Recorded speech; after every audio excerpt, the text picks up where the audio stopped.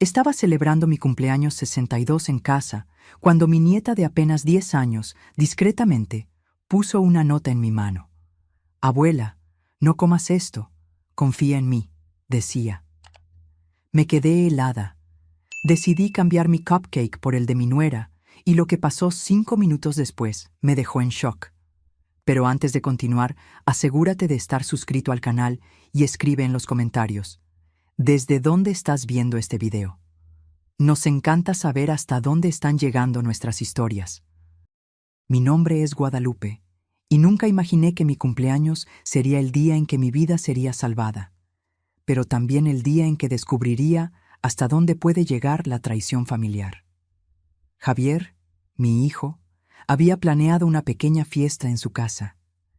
Era una celebración íntima, solo nosotros 4, yo, él y Alondra, mi nuera, además de Sofía, mi nieta de 10 años. Su casa era acogedora, decorada con buen gusto en tonos beige y azul, colores que Alondra siempre decía que combinaban con la energía de la familia. Las paredes estaban decoradas con fotografías de nuestra familia, aunque noté que las imágenes donde yo aparecía sola con Javier habían disminuido gradualmente en los últimos meses. Pequeños detalles que, mirando hacia atrás, debieron haberme alertado. El ambiente era agradable esa tarde de primavera. La mesa del comedor había sido arreglada con esmero, con un mantel de encaje que yo misma les había regalado la Navidad pasada.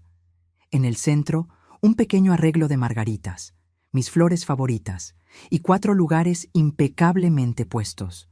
La luz del sol entraba por las amplias ventanas, creando un ambiente dorado y acogedor que contrastaba con lo que estaba a punto de suceder.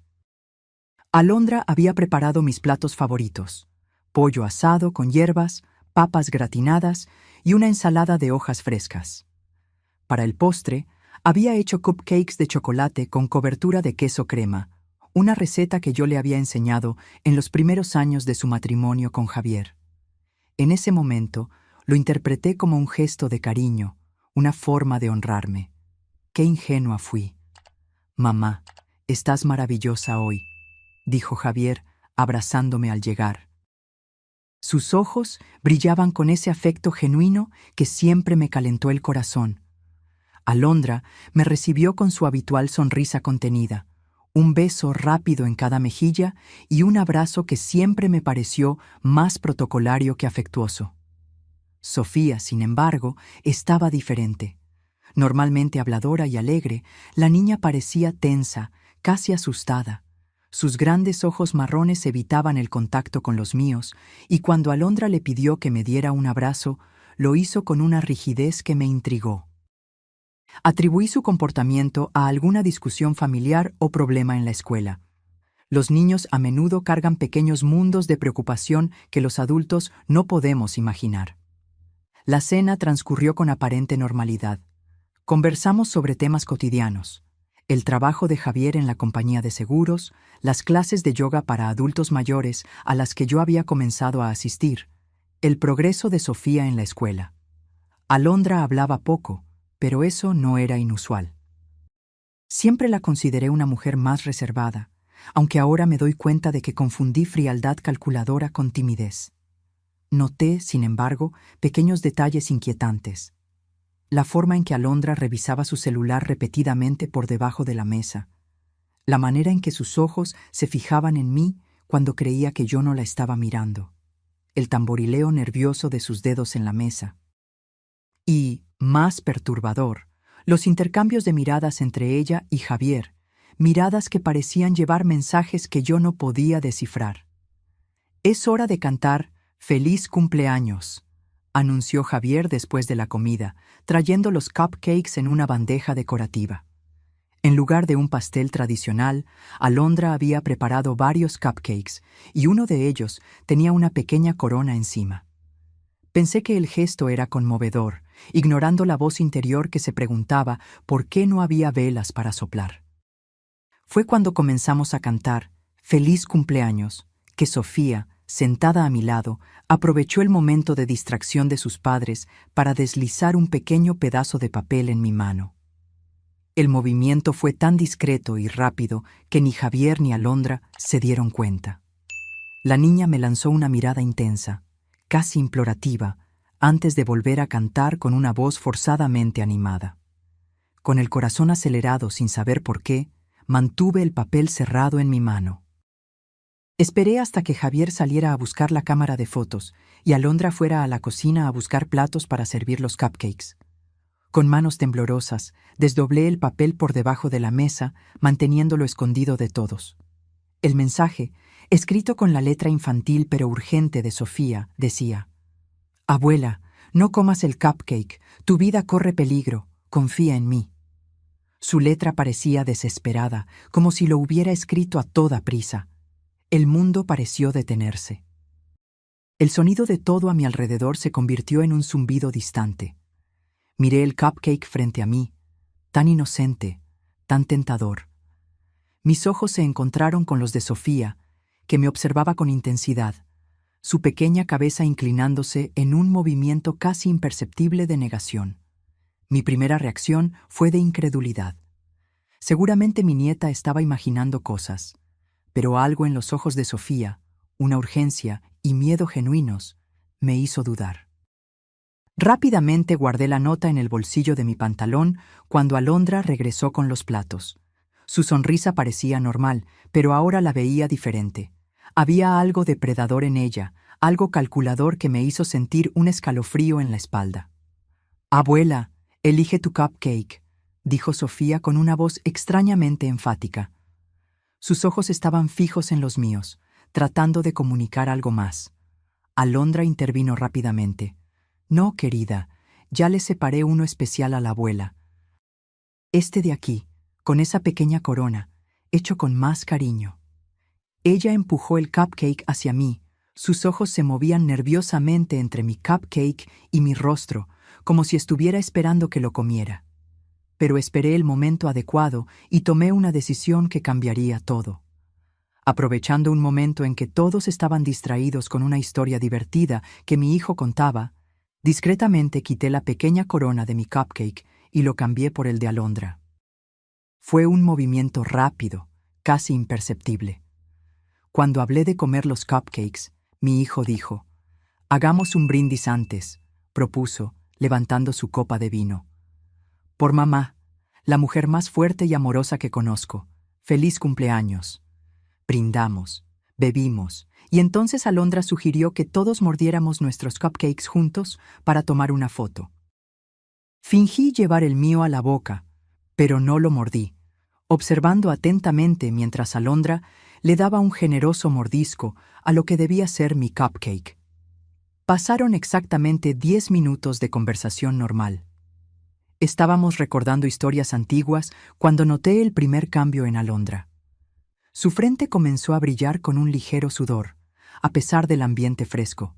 Sus manos, siempre tan controladas, temblaban levemente al sostener el vaso de agua.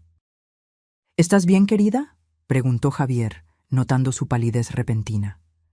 «Creo que sí», respondió ella con voz débil. «Tal vez algo que comí no me cayó bien». Sus ojos se encontraron con los míos por un segundo.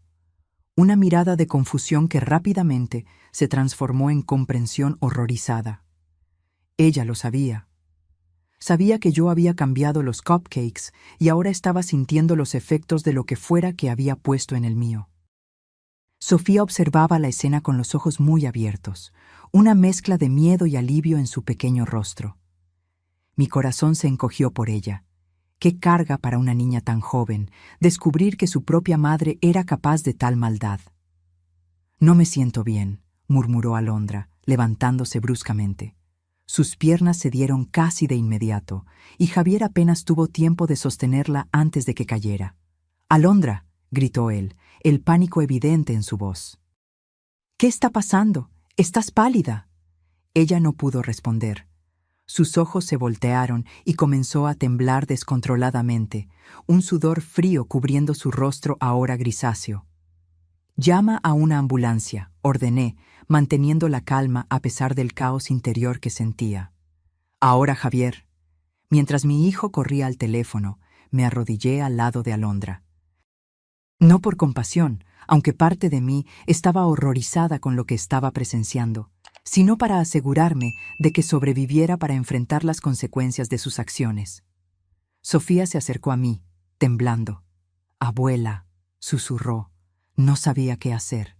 Escuché a mamá hablando por teléfono anoche, diciendo que había conseguido un medicamento fuerte para el corazón y que lo iba a poner en tu cupcake. Dijo que nadie sospecharía porque ya estabas olvidando las cosas. Abracé a mi nieta con fuerza, protegiéndola del horror que se desarrollaba frente a nosotros. Hiciste lo correcto, mi amor. Salvaste mi vida. El viaje en ambulancia al hospital fue una pesadilla. Alondra había perdido el conocimiento por completo. Los paramédicos trabajaban frenéticamente, hablando de digoxina y posible envenenamiento. Javier estaba en shock, dividido entre el miedo por su esposa y la confusión sobre lo que realmente había sucedido. «Mamá, ¿qué está pasando?», me preguntó en el asiento trasero de la ambulancia, su voz quebrada. «¿Cómo sucedió esto?». Sostuve la nota de Sofía en mi bolsillo, sabiendo que el momento de la verdad había llegado. Pero antes de que pudiera responder, llegamos al hospital, y la urgencia de salvar a Alondra pospuso la conversación que cambiaría a nuestra familia para siempre.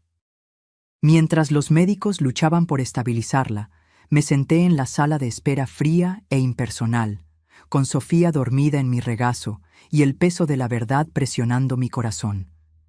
¿Qué le diría a Javier?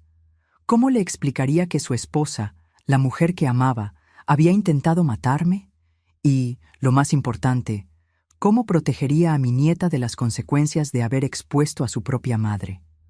Las luces fluorescentes del hospital parecían intensificar la irrealidad de la situación. Hace unas horas estábamos celebrando mi cumpleaños.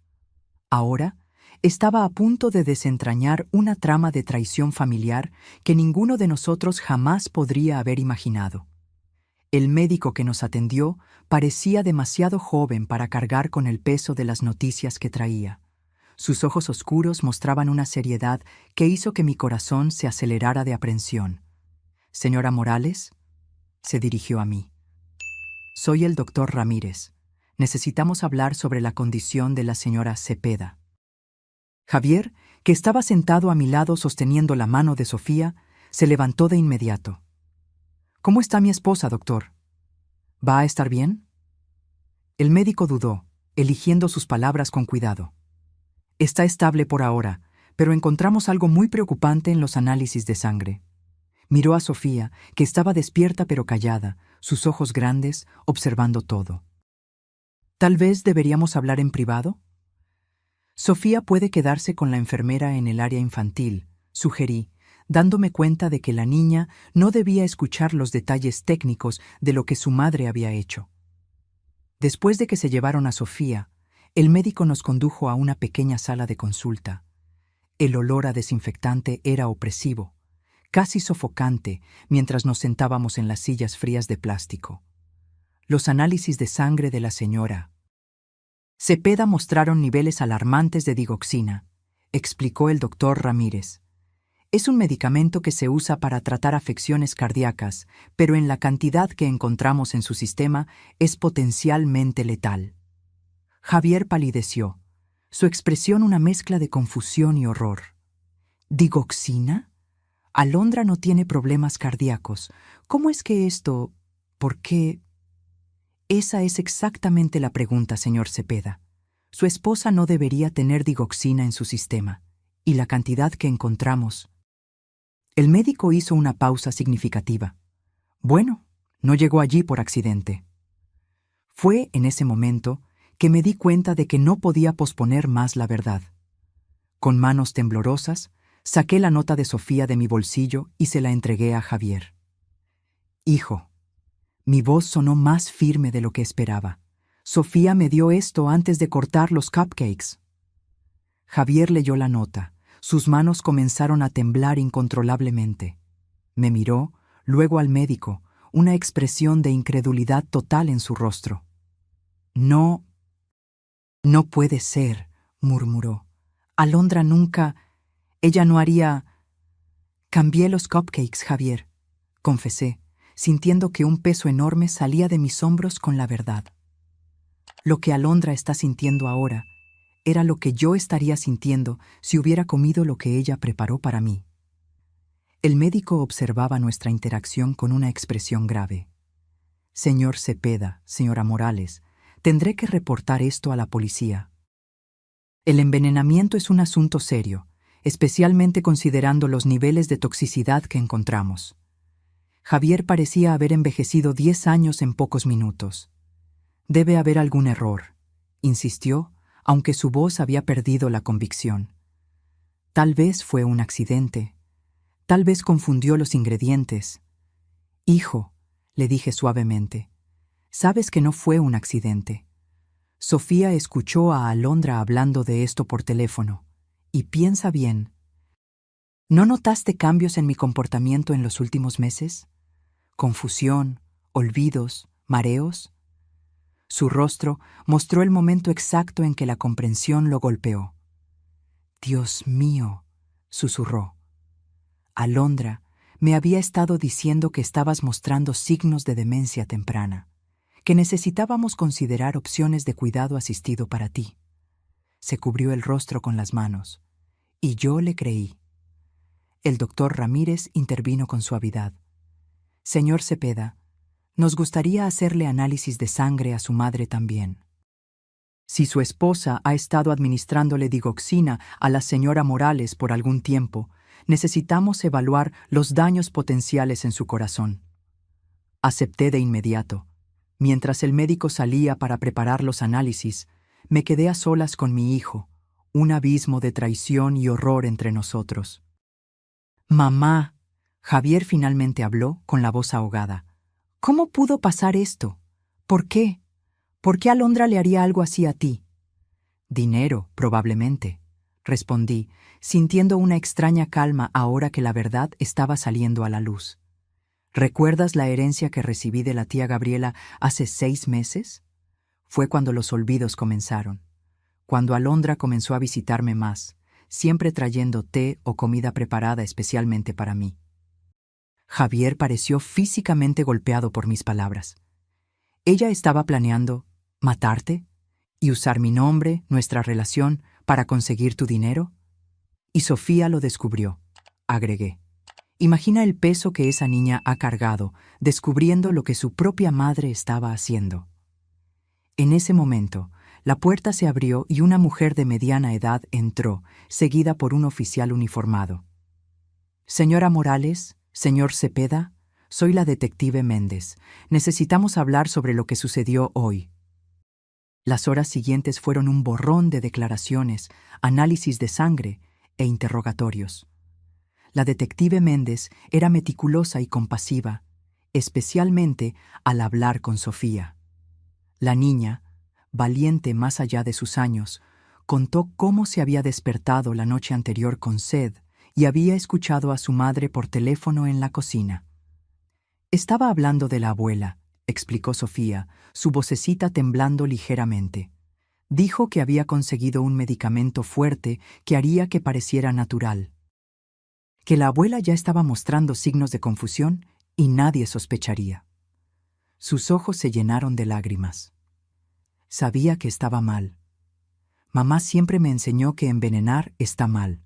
En las historias, solo los villanos envenenan a las personas. La simplicidad moral de una niña de 10 años contrastaba dolorosamente con la complejidad de la traición adulta. Mientras Sofía hablaba, sostuve su mano, maravillada con su valentía y claridad de pensamiento. Los resultados de mis análisis de sangre confirmaron nuestras sospechas. Había rastros de digoxina en mi sistema, no lo suficiente para ser fatal, pero indicando claramente que había estado siendo envenenada gradualmente durante semanas, tal vez meses. El envenenamiento crónico con digoxina puede causar confusión, problemas de memoria, fatiga, explicó el doctor Ramírez. Síntomas fácilmente atribuibles a la edad o demencia temprana, especialmente por familiares sin entrenamiento médico. La detective Méndez tomó notas detalladas. Señor Cepeda, ¿su esposa alguna vez sugirió cambios en el testamento o en las finanzas de su madre? Javier parecía destrozado al responder. Sí. Hace 2 semanas logró que mi madre firmara un poder que me daba control sobre sus finanzas en caso de que su condición empeorara. Yo pensé que estábamos ayudando. ¿Y dónde están esos documentos ahora? En nuestra caja fuerte en casa, junto con los otros documentos importantes. La detective le pidió a Javier que recuperara esos papeles lo antes posible. Necesitaremos investigar cuándo fueron redactados y quién los preparó. Los documentos obtenidos bajo falsas premisas o coerción son legalmente inválidos. Mientras esta conversación sucedía, yo observaba a Sofía, que se había acurrucado en una silla en la esquina de la sala. Sus pequeños hombros cargaban un peso inmenso. Había denunciado a su propia madre, algo que ninguna niña debería tener que hacer.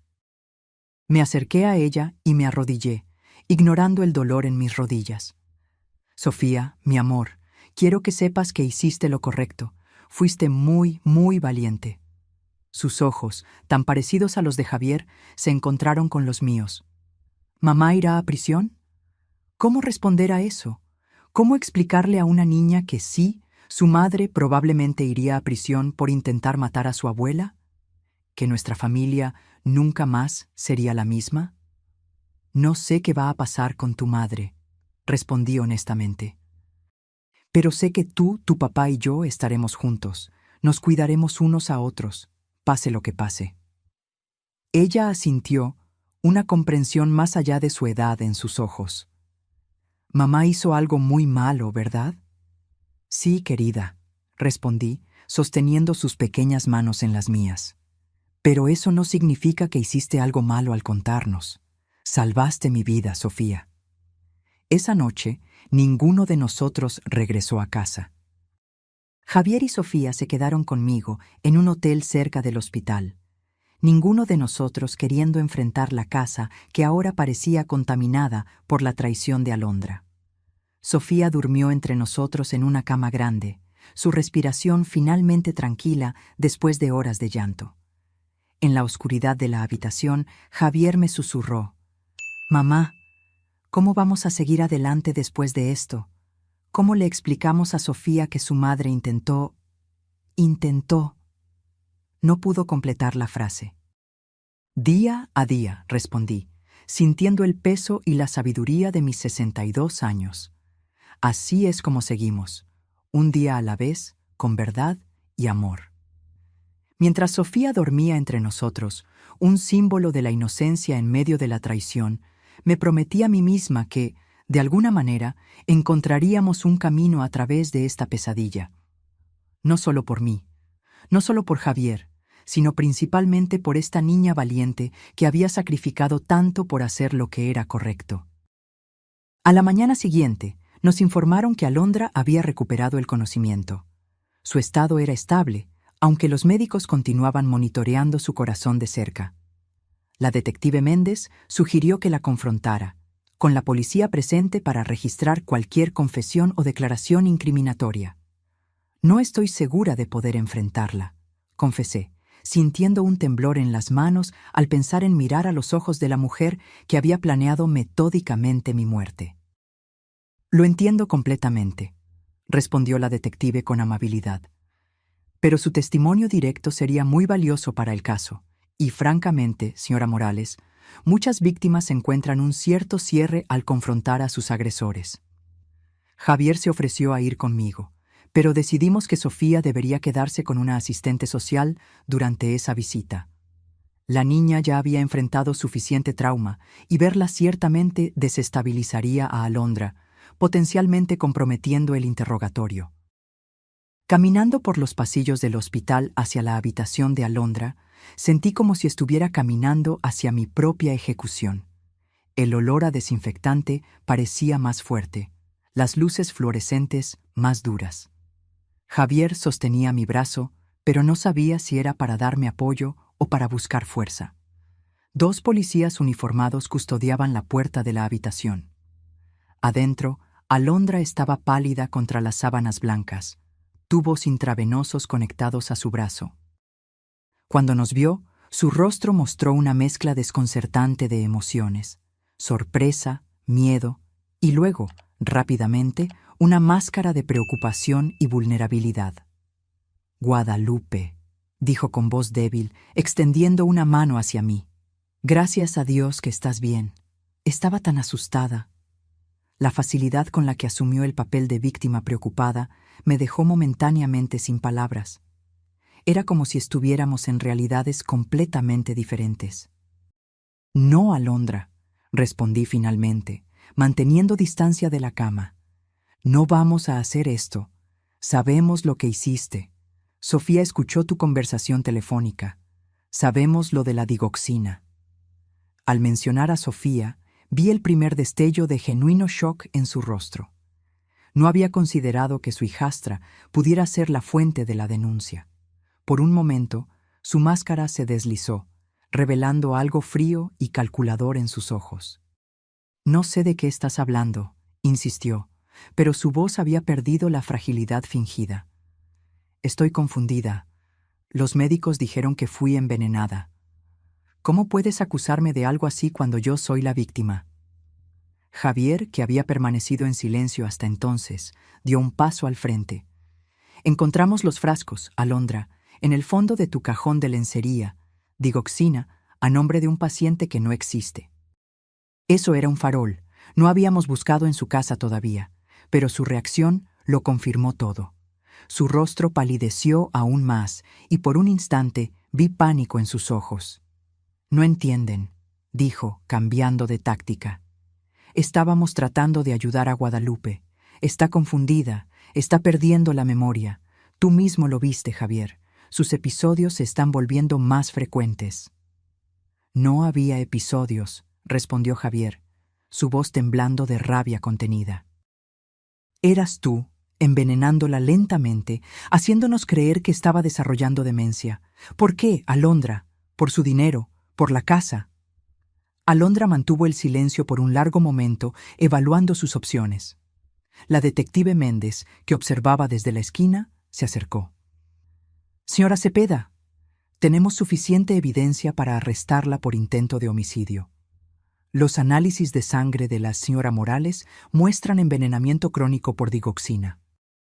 Su propia sangre muestra una dosis casi fatal de la misma sustancia, y tenemos el testimonio de su hijastra. Su cooperación ahora podría ser considerada en la sentencia. Algo cambió en los ojos de Alondra entonces, una rendición tal vez, o un frío recálculo de sus posibilidades. Se recostó en las almohadas, repentinamente pareciendo más compuesta, casi profesional. Guadalupe está vieja, dijo simplemente, como si constatara un hecho meteorológico. ¿Tiene, qué, 62 años? ¿Cuánto más de vida útil y digna le quedaría? ¿5 años? ¿10? ¿Y luego qué? Pañales, confusión, una carga para todos nosotros. Sus palabras me golpearon como golpes físicos.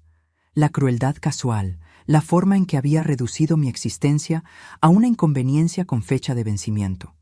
Le estaba ofreciendo una salida misericordiosa, continuó Alondra. Una muerte tranquila, sin dolor, sin la indignidad del deterioro. Y sí, luego Javier tendría la herencia, que es su derecho como hijo único. Él podría finalmente dejar ese trabajo mediocre. Podríamos darle a Sofía la educación que se merece. Intentaste matarme, dije, encontrando mi voz finalmente. Te acercaste a mí, fingiste que te importaba, mientras me envenenabas poco a poco. ¿Cómo pudiste, Alondra? Confié en ti. Por primera vez, algo parecido a emoción genuina cruzó su rostro. No remordimiento, sino una especie de irritación impaciente. Por favor, Guadalupe, no seas tan dramática. ¿Crees que eres especial? Solo eres una anciana con dinero. Hay miles como tú, aferrándose a recursos que podrían beneficiar a la generación más joven. Javier avanzó, su rostro contorsionado de furia. Cállate. ¿Cómo puedes hablar así de mi madre? ¿Cómo pudiste hacernos esto a nosotros? ¿A Sofía? ¿Pensaste en cómo esto afectaría a tu propia hija? Sofía es joven, respondió Alondra fríamente. Lo superará.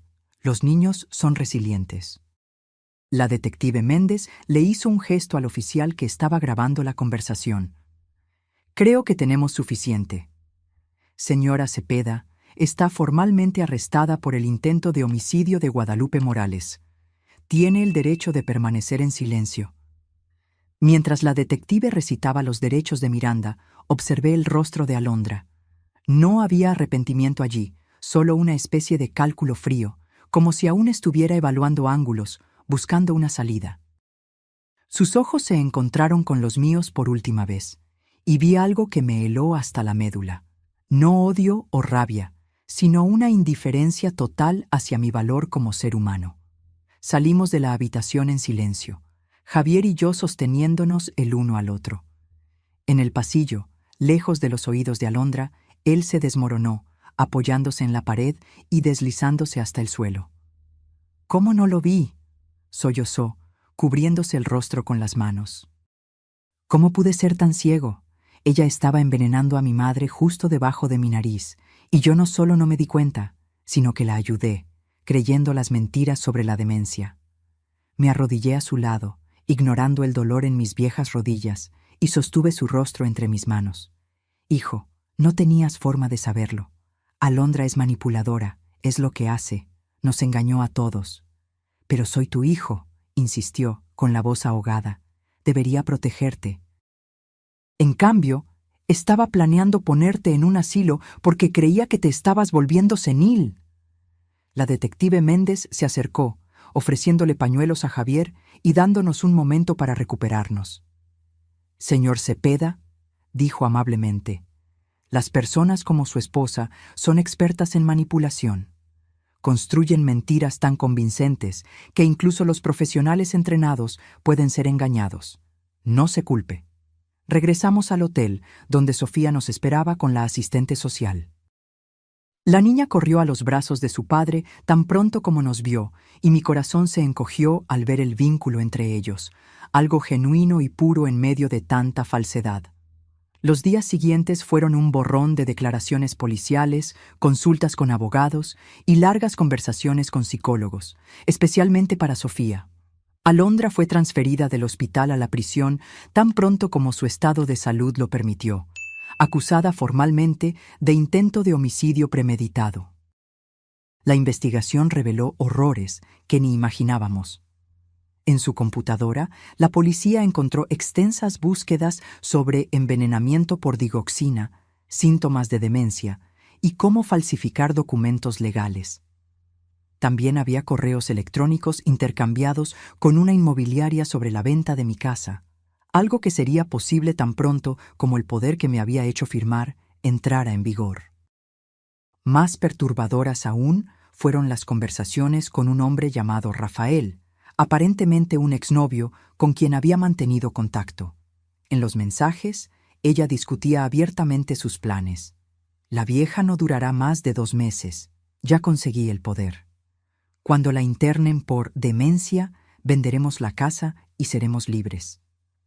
En otros mensajes, detallaba cómo estaba aumentando gradualmente las dosis de digoxina, quejándose de que yo era más resistente de lo que esperaba. Cuando la detective me mostró estas evidencias, sentí una náusea profunda, no solo por el horror de lo que se había planeado, sino por la frialdad calculadora con la que Alondra había orquestado todo. ¿Cómo podía alguien reducir a otro ser humano, alguien con quien compartió comidas, celebró cumpleaños, construyó recuerdos, a nada más que un obstáculo a ser eliminado? «Es más común de lo que imagina», dijo la detective cuando expresé mi conmoción. «Tenemos casos de envenenamiento por familiares casi todos los meses. Generalmente es por dinero, a veces por venganza.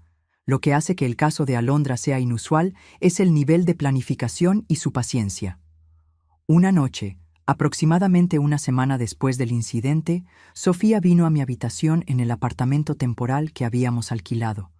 Javier finalmente se había quedado dormido después de días de insomnio, y la niña debería estar durmiendo también.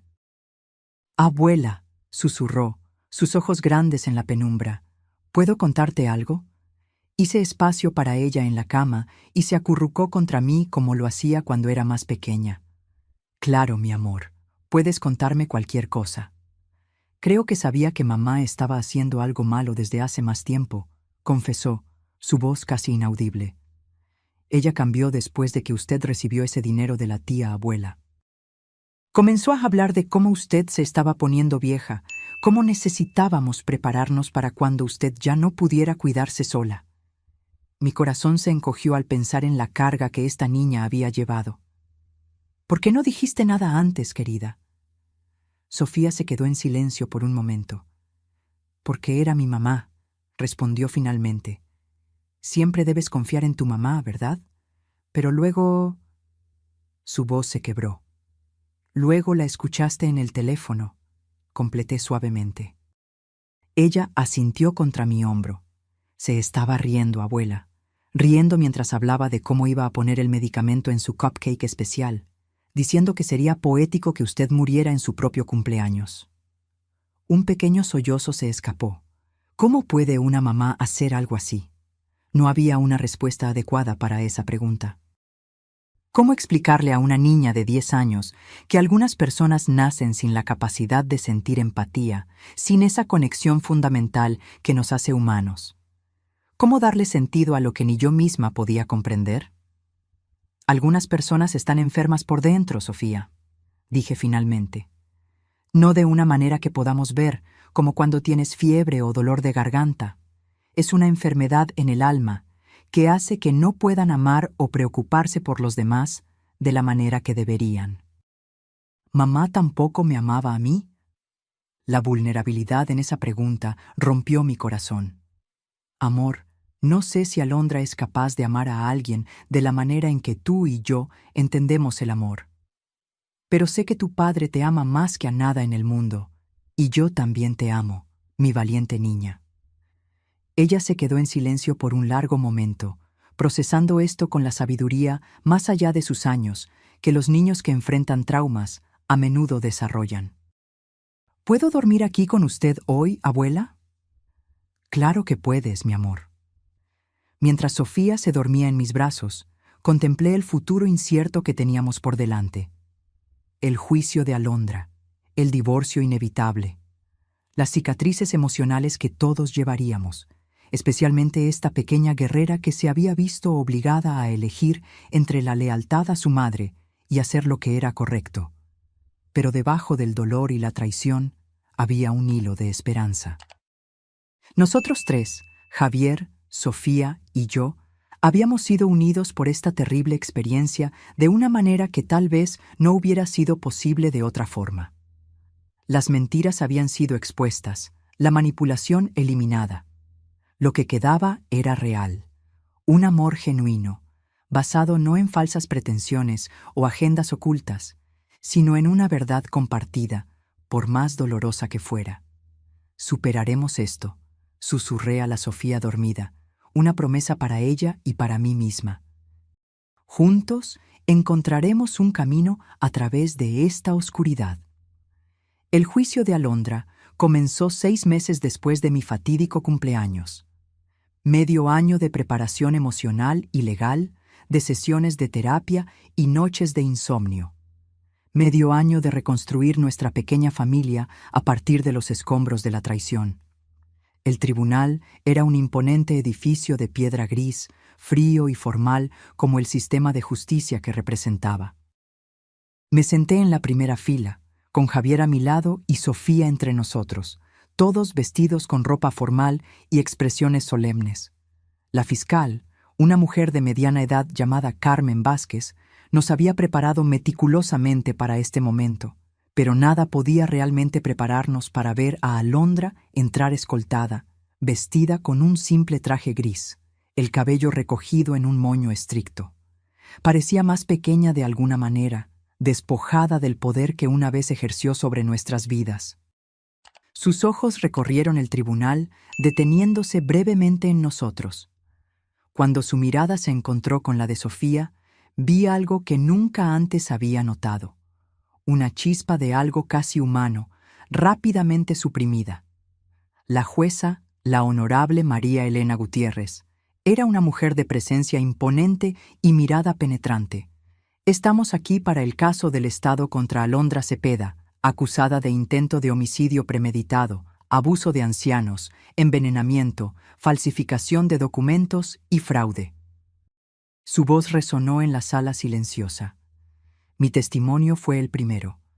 Caminé hasta el estrado de testigos con pasos que esperaba que parecieran más firmes de lo que me sentía. Mientras juraba decir la verdad, noté cómo mis manos estaban arrugadas bajo las luces brillantes del tribunal, manos que habían cocinado para Alondra, que habían sostenido a la recién nacida Sofía, que ahora temblaban ligeramente al ser levantadas para el juramento. La fiscal me guió a través de la narrativa de los eventos con una delicadeza profesional. Conté sobre los olvidos que comenzaron después de recibir la herencia de la tía Gabriela. Sobre cómo Alondra comenzó a visitarme con más frecuencia, siempre trayendo comida o té. Sobre cómo gradualmente comencé a sentirme confundida, a dudar de mi propia mente. Señora Morales, preguntó la fiscal, ¿cuáles eran sus síntomas durante ese periodo? Mareo, confusión, fatiga extrema, respondí, sintiendo el peso de los recuerdos. Había días en que no podía recordar lo que había hecho por la mañana, momentos en que me perdía en medio de una frase. Empecé a pensar que estaba desarrollando demencia, como mi esposo. ¿Y estos síntomas ocurrían con algún patrón específico? Siempre empeoraban después de las visitas de Alondra. En ese momento, lo atribuía a la agitación de tener compañía. Ahora sé que era porque ella estaba poniendo digoxina en mi comida o bebida. La defensa, naturalmente, intentó desacreditar mi testimonio. El abogado de Alondra, un hombre delgado con ojos calculadores, insinuó que yo realmente podría estar sufriendo de demencia temprana y que las acusaciones eran el resultado de confusión mental. Sugirió que tal vez yo había puesto la digoxina en el cupcake de Alondra en un momento de paranoia. «¿Señora Morales?», preguntó con falsa solicitud. ¿No es cierto que su propia madre fue diagnosticada con Alzheimer a los 63 años? ¿Solo un año más que su edad actual? Mantuve la compostura, aunque sentí que mi rostro se calentaba de indignación. Mi madre tuvo Alzheimer, sí, pero a diferencia de su condición, mis síntomas comenzaron y se detuvieron de acuerdo con la presencia de su cliente en mi vida, y, curiosamente, desaparecieron por completo después de mi envenenado cumpleaños.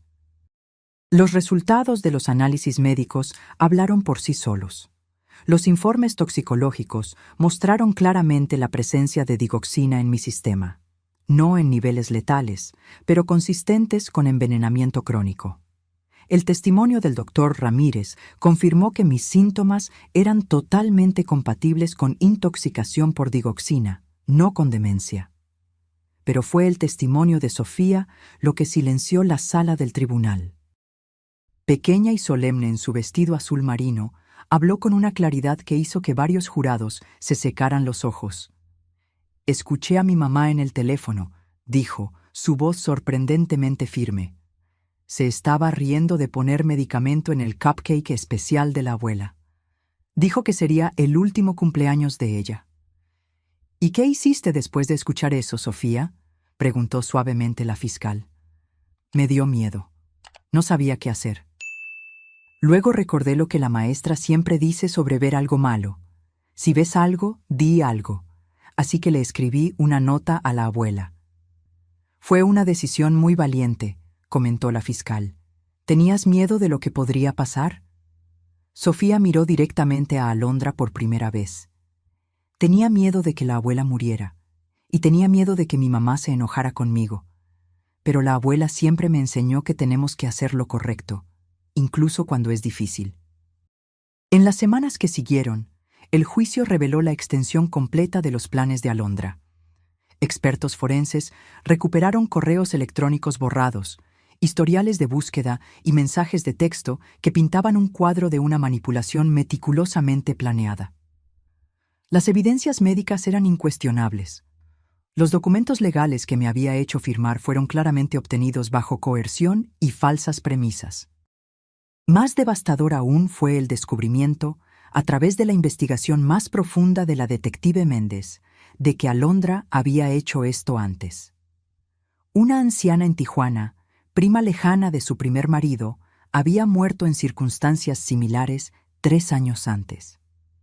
Elena Gómez, de 76 años, había dejado una modesta herencia a Alondra después de una repentina enfermedad degenerativa. Los familiares habían sospechado, pero sin pruebas concretas, nada se pudo hacer en ese momento. El patrón es idéntico, explicó la detective en el tribunal. Acercamiento gradual, ganancia de confianza, sugerencias de deterioro mental, aislamiento de la víctima de otros familiares, documentos legales modificados y, finalmente, una muerte que parecía natural. Cuando llegó el turno de Alondra de testificar, su estrategia había cambiado. Ya no era la manipuladora segura que yo había confrontado en el hospital. Ahora se presentaba como una mujer rota, víctima de abuso en la infancia, sufriendo de trastorno límite de la personalidad que la hacía incapaz de comprender completamente la moralidad de sus acciones. Yo solo quería lo mejor para nuestra familia, dijo, con lágrimas perfectamente cayendo por su rostro. Javier era infeliz en su trabajo. Sofía necesitaba una mejor educación. Yo no estaba pensando con claridad. Simplemente vi una solución para nuestros problemas. Observé su actuación con una mezcla de fascinación y repulsión. Había algo casi admirable en la forma en que podía reinventarse, adaptando su personalidad a las circunstancias como un camaleón. Si no fuera por la montaña de evidencia en su contra, casi podría haber creído en su contrición. Los jurados no fueron engañados. Después de solo 6 horas de deliberación, regresaron con el veredicto: culpable de todos los cargos. La sentencia: 25 años de prisión sin posibilidad de libertad condicional, considerando la premeditación y el historial de comportamiento similar. Cuando la jueza anunció la sentencia, sentí una extraña ausencia de triunfo. No había alegría en ver una vida desperdiciada de esa manera, solo un profundo cansancio y un deseo de seguir adelante. Sofía lloró en silencio al lado de Javier, no de tristeza por la condena de su madre, sino de alivio por el fin de la pesadilla. Al salir del tribunal ese día, bajo el cielo claro de otoño, me di cuenta de que finalmente éramos libres, no solo de la amenaza física que Alondra representaba, sino del poder emocional que había ejercido sobre nosotros. ¿Qué hacemos ahora?, preguntó Javier mientras caminábamos hacia el auto, Sofía sosteniendo nuestras manos entre nosotros, formando una pequeña cadena humana de sobrevivientes. Vivimos, respondí simplemente. Curamos, reconstruimos. En los meses que siguieron al juicio, hicimos exactamente eso. Javier vendió la casa donde había vivido con Alondra. Ninguno de nosotros podía soportar las memorias impregnadas en esas paredes, y encontró un apartamento alegre con ventanas grandes que llenaban las habitaciones de luz. Sofía cambió de escuela, un nuevo comienzo donde no sería la niña cuya madre intentó matar a su abuela. Yo también hice cambios. Vendí mi antigua casa, llena de recuerdos ahora manchados, y compré una pequeña casa de 2 habitaciones cerca del apartamento de Javier. Planté un jardín en el patio trasero, algo que siempre quise hacer, pero nunca había encontrado tiempo o energía. Había algo profundamente terapéutico en hundir las manos en la tierra, en nutrir vida nueva después de haber estado tan cerca de la muerte. Sofía pasaba las tardes conmigo después de la escuela mientras Javier trabajaba. Juntas, hacíamos pasteles y galletas, reclamando nuestras tradiciones culinarias del veneno de la traición. Yo le enseñaba a tejer, a jugar ajedrez, a reconocer las constelaciones en el cielo nocturno. A cambio, ella me enseñaba a usar una tableta, a jugar sus videojuegos favoritos, a comprender las complejidades de la música que los jóvenes escuchaban hoy en día. Gradualmente, las heridas comenzaron a cicatrizar. No perfectamente, siempre habría cicatrices, pero lo suficiente para que pudiéramos encontrar alegría de nuevo, para que pudiéramos confiar, aunque con cautela. Un año después del incidente del cupcake, celebramos mi cumpleaños 63. Fue una fiesta sencilla en el jardín de mi nueva casa, solo nosotros 3, más algunos nuevos amigos que había hecho en el grupo de apoyo para sobrevivientes de abuso de ancianos al que comencé a asistir. Javier preparó una parrillada y Sofía había decorado el patio con linternas de colores. No hubo cupcakes. Creo que nunca más podríamos mirar uno sin recordar. En su lugar, Sofía y Javier prepararon un pastel simple de chocolate. Cuando se encendieron las velas, miré los rostros a mi alrededor, iluminados por la luz dorada. Rostros de personas que me amaban genuinamente, sin segundas intenciones ni agendas ocultas. «Pide un deseo, abuela», dijo Sofía, con sus ojos brillando. Cerré los ojos y deseé lo que ya habíamos comenzado a construir. Una vida de verdad, de confianza restaurada, de amor que sana. Cuando soplé las velas, sentí no solo el peso de mis 63 años, sino también la ligereza de quien ha ganado una segunda oportunidad. Han pasado 3 años desde el cumpleaños, que casi fue mi último. Hoy, a los 65 años, me encuentro reflexionando sobre todo lo que ha cambiado y todo lo que he aprendido sobre la confianza, la traición y, sorprendentemente, el perdón. Javier encontró un nuevo amor. Carmen es profesora de literatura en la universidad local, una mujer de risa fácil y ojos amables que entró en nuestras vidas como una brisa fresca después de una tormenta. Al principio, Javier estaba reacio, cargando el peso de la culpa y el miedo. «¿Y si no puedo ver las señales de nuevo?», me confesó una noche. «¿Y si mi juicio está permanentemente comprometido?». «Hijo», respondí, sosteniendo sus manos, «lo que sucedió no fue un fallo de tu juicio. Fue el resultado de la habilidad excepcional de Alondra para manipular y engañar. Y ahora todos nosotros tenemos detectores de mentiras más agudos». Cuando Carmen vino a cenar a mi casa por primera vez, la observé con ojos entrenados por la amarga experiencia. Pero donde Alondra había mostrado sonrisas calculadas e interés superficial, Carmen ofrecía risas genuinas y curiosidad sincera. Donde Alondra había aislado a Javier de mí, Carmen incentivaba nuestra relación, sugiriendo a menudo actividades para los 3, y pronto para los 4, incluyendo a Sofía. Sofía, ahora de 13 años, floreció bajo el cuidado constante de su padre y mi amor incondicional. La terapia la ayudó a procesar la traición de su madre y a entender que no había sido su culpa. «Tomaste la decisión más valiente y correcta posible», le aseguró su terapeuta repetidamente. «Salvaste a tu abuela y ayudaste a tu madre a enfrentar las consecuencias de sus elecciones». Aún hay días difíciles, por supuesto, días en que Sofía regresa de la escuela con ojos rojos porque algún niño cruel mencionó a su madre asesina. Días en que se pregunta si también podría volverse como Alondra, un miedo que abordamos de inmediato con amor y terapia.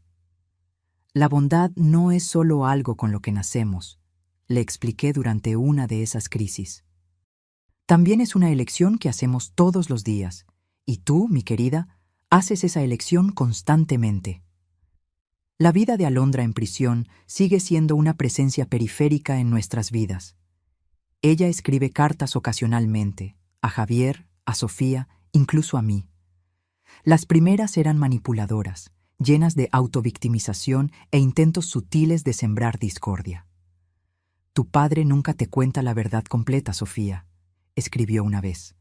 «Pregúntale sobre nuestra cuenta bancaria secreta». No había cuenta secreta, solo otro intento de crear desconfianza.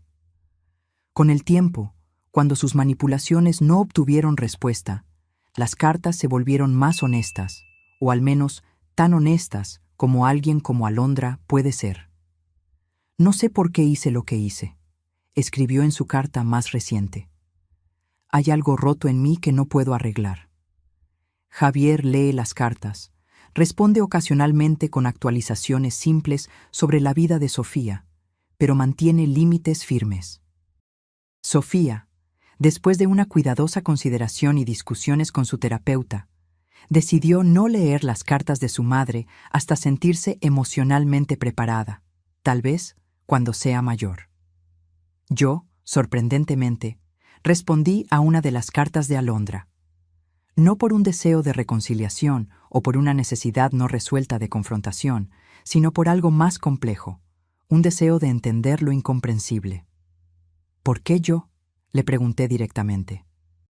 De todas las personas con recursos que podrías haber elegido como objetivo, ¿por qué la madre de tu marido? Su respuesta llegó semanas después, escrita con una letra extrañamente infantil para una mujer de su inteligencia. Estabas allí, confiabas en mí, era fácil. La crueldad casual de esas palabras me golpeó de una manera que ni siquiera sus acciones anteriores lo habían hecho. La aleatoriedad de eso. Podría haber sido cualquier persona con dinero que se cruzara en su camino y bajara la guardia. Este entendimiento trajo consigo un tipo extraño de liberación. La traición de Alondra nunca fue realmente sobre mí, mis fallas, mi ingenuidad, mis vulnerabilidades. Fue sobre los vacíos dentro de ella que nada podía llenar.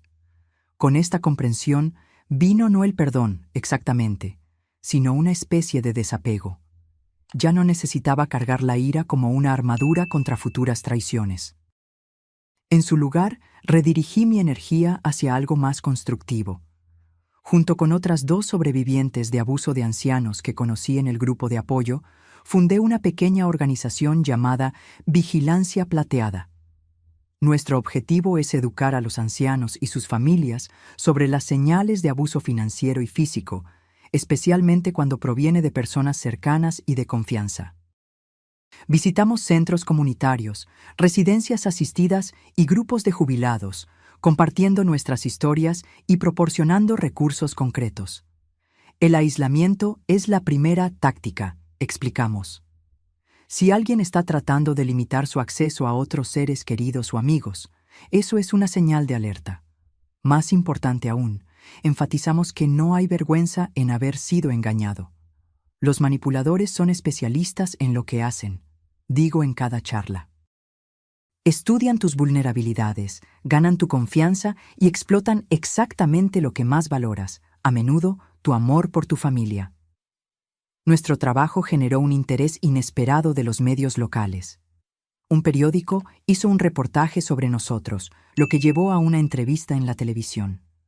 De repente, estaba recibiendo correos electrónicos y llamadas de personas de todo el país que habían pasado por experiencias similares o sospechaban que algo estaba mal en sus familias.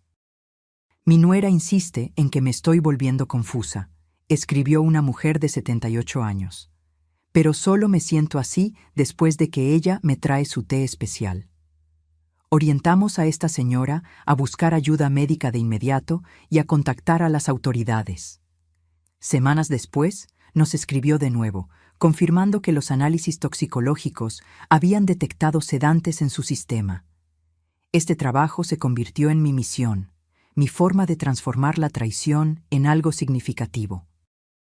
Cada persona que ayudamos a protegerse es una pequeña victoria contra lo que Alondra representa, la explotación de los vulnerables por aquellos que deberían cuidarlos. En casa, nuestra pequeña familia expandida encontró nuevos ritmos y tradiciones. Carmen se mudó al apartamento de Javier el año pasado, trayendo su colección de libros antiguos y su gato negro llamado Shakespeare. Sofía, inicialmente cautelosa con esta nueva figura materna, gradualmente bajó sus defensas cuando se dio cuenta de que Carmen no tenía interés en reemplazar a nadie, ni a su madre biológica, ni la relación especial que tenía conmigo. Nuestras noches de domingo se volvieron sagradas. Nos juntamos a cenar, a veces en mi casa, a veces en su apartamento, y cada uno de nosotros comparte un momento de gratitud de la semana. Es una práctica simple, pero que nos mantiene anclados en el presente, apreciando lo que tenemos en lugar de rumiar el pasado. Estoy agradecida por mi nueva amiga Lucía, compartió Sofía recientemente. Fue la única en la clase que me defendió cuando Miguel hizo esa broma sobre que mi mamá está en la cárcel. Estoy agradecido por tu fuerza, Sofía, dijo Javier, sus ojos brillando de orgullo. Me enseñas todos los días lo que significa tener coraje. Estoy agradecida por estos momentos, agregó Carmen, por esta familia que me ha acogido con tanto amor. Cuando llegó mi turno, miré los rostros alrededor de la mesa. Mi hijo, que había encontrado la fuerza para confiar de nuevo. Mi nieta, cuya valentía a los 10 años había salvado mi vida. Y Carmen, que entró en nuestra familia rota con nada más que amor genuino. Estoy agradecida por la segunda oportunidad, dije simplemente, por estar viva para ver este momento. Más tarde esa noche, sola en mi casa, contemplé el jardín que había plantado 3 años atrás. Las tímidas semillas se habían transformado en un pequeño paraíso de colores y vida. Rosas trepadoras cubrían la pared del fondo. Girasoles se inclinaban hacia la luz. Hierbas aromáticas crecían en macetas pintadas a mano por Sofía. Era una metáfora tan obvia que casi me hizo sonreír. De la tierra envenenada de la traición habíamos creado algo nuevo y hermoso. No perfecto. Todavía había malas hierbas que arrancar, estaciones secas que atravesar, pero genuinamente nuestro. A los 65 años aprendí que la confianza, una vez rota, nunca se restaura por completo de la misma manera. Crece diferente, más cautelosa tal vez, pero también más valorada por saber lo que significa perderla. Como un hueso que se cura después de una fractura, puede volverse más fuerte exactamente en el punto donde se rompió. Rodeada por mi familia, sentí una profunda gratitud por el viaje que habíamos recorrido juntos. No era el camino que cualquiera de nosotros habría elegido, marcado como estaba por la traición y la casi tragedia. Pero era nuestro camino, y habíamos caminado por él con valentía, con amor, con una determinación que nos sorprendió a todos. 5 años después del cupcake, que casi me quita la vida, ya no me definía como una víctima, o incluso solo como una sobreviviente.